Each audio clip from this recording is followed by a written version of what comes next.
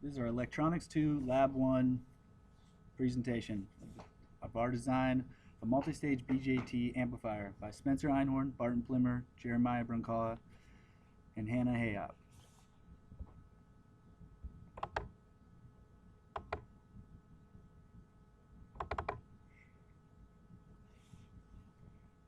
This is our outline. We will be talking about our lab objectives, the circuit analysis, our CAD simulations, experimental results, discussion, and a conclusion.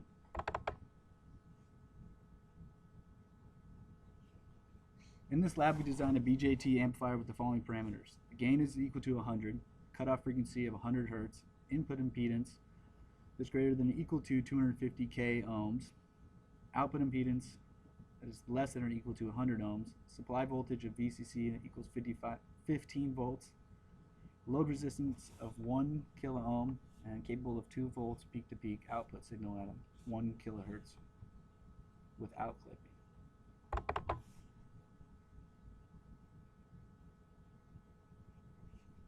The multi-stage amplifier will be composed of a common emitter and common collector BJT amplifiers in series with each other.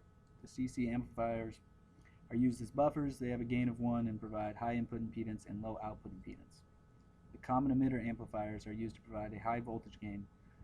To obtain a sufficient positive gain, 2 CE amplifiers were used.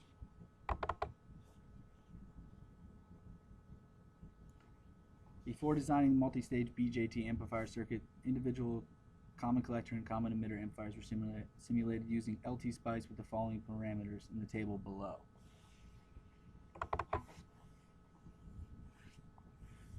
Right, for our common emitter circuit analysis, we designed the common emitter and common collector amplifier with the desired inputs and output impedance at the appropriate DC bias points. The equations below were used to solve the necessary component values for efficient operation of the BJT amplifier circuits with the given parameters. So right here we have our circuit. You can find ZIN by R1 in parallel with R2 in parallel with beta RE plus RE. Z out 1 divided by beta times R1 in parallel with R2 in parallel with RE, and you can find little re by VT divided by IC. The AV is 1. So this is our 5-stage BJT amplifier. This is the whole circuit, and again our IN can be found with R1 in parallel with R2 in parallel with beta RE plus RE.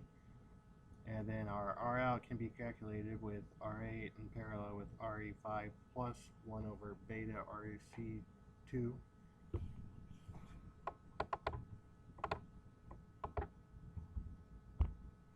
And these are our values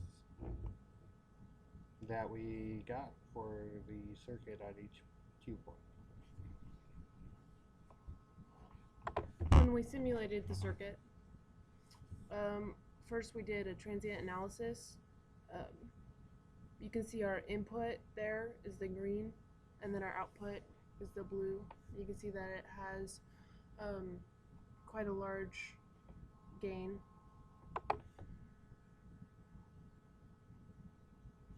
Our frequency response is the blue line. As you can see, is it more of a high pass at about 100 kilohertz. Has a cutoff frequency of about 150 hertz and has a gain of about 40 decibels.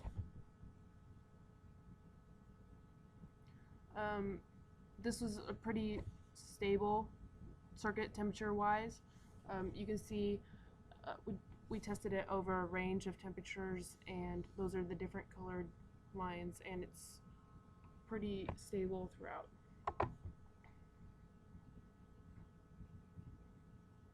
This is our graph of our output versus load resistance. You can see the shift a little bit, but overall we got exactly what we wanted.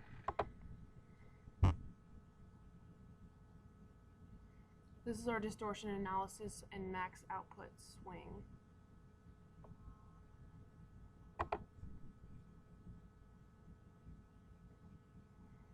is our maximum frequency of operation output.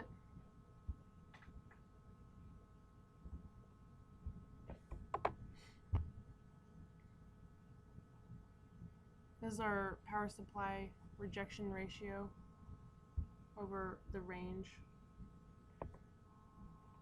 And then after we did our LT Spice simulations, then we took actual measurements.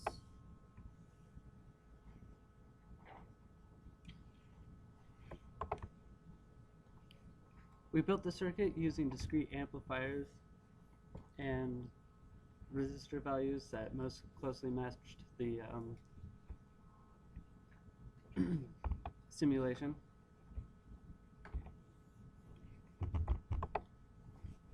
Our measured DC biases were as the table shows here.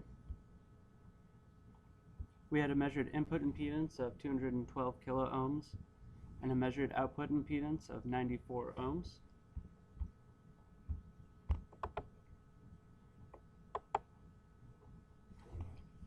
We then measured the cutoff frequency. We did that by determining what the voltage output would be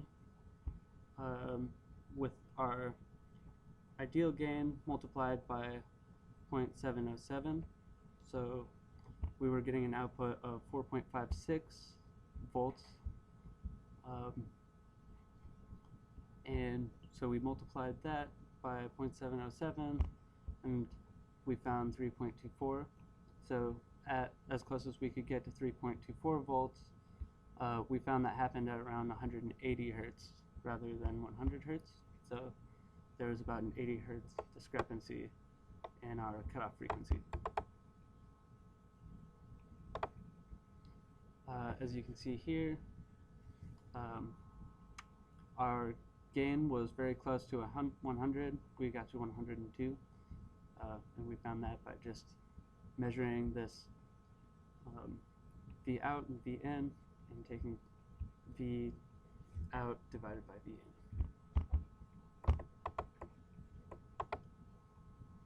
in. We also measured the power supply rejection.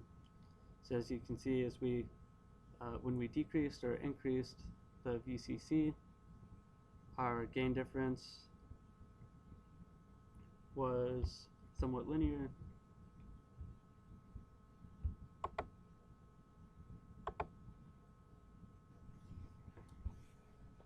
Our simulated and experimental values for the cutoff frequency had a difference of about 30 hertz. This could be due to the use of non-ideal components used in the build and the internal capacitance of the transistors not being taken into account.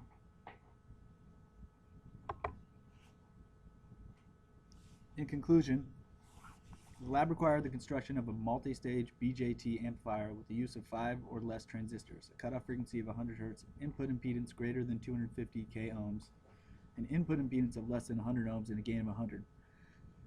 The design was simulated and tested, meeting most of the parameters set with only some variations. The lab showed how BJT circuits can be used as amplifiers and how multiple stages were needed to meet the given parameters and achieve the required gain using cascaded common emitter and common collector amplifiers.